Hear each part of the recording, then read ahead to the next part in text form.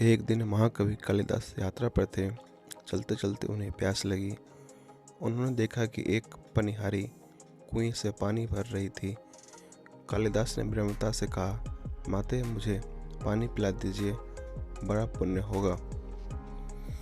पनिहारी ने उनकी ओर देखा और पूछा, पहले अपना परिचय दो, फिर पानी पिलाती हूँ। कालिदास ने उत्तर दिया, मैं इस स्थान का मेहमान हूँ, कृपया मुझे पानी पिला दें। पनिहारिन मुस्कुराई और बोली, तुम मेहमान कैसे हो सकते हो? संसार में केवल दो ही चीज़ मेहमान होती है, पहला धन, दूसरा यौवन। इन्हें टिकने में समय नहीं लगता। सत्य बताओ, तुम कौन हो? कालिदास तर्क से पराजित हुए कुछ देर चुप रहे, फिर बोले, मैं सहनशील हूँ, आप तो पानी पिला दीजिए। पनिहारी ने तुरंत कहा, सहनशील तो केवल दो चीज़ होते हैं, पहला धरती, जो पापी और पुण्य आत्मा सभी का बोझ सहती है और उसकी छाती चीरकर बीज बोने पर भी अन्न का भंडार देती है। दूसरा पेड़, जिसे पत्थर लगने पर भी मीठा फल देती है।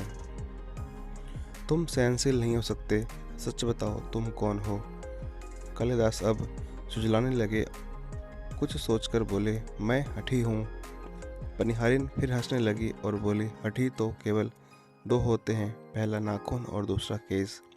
इन्हें कितना भी काटो, ये बार बार निकल आते हैं। तुम हठी नहीं हो सकते, सच बताओ तुम कौन हो? अब कालिदास अपनी पराजय स्वीकार करने की स्थिति में आ गए थे। उन्होंने कहा, फिर तो मैं मूर्ख ही हूँ। पनिहारिन फिर गंभीर स्वर में बोली, मूर्ख भी दो ही होते हैं, पहला राजा, जो बिना योग्यता के भी सब पर शासन करता है, और दूसरा दरबारी पंडित, जो राजा को प्रसन्न करने के लिए गलत बातों को भी सही साबित करने की कोशिश करता है। तुम इसमें से कुछ भी नहीं हो, सच बताओ तुम कौन हो? अब तक कालिदास पूरी तरह हार चुके थे।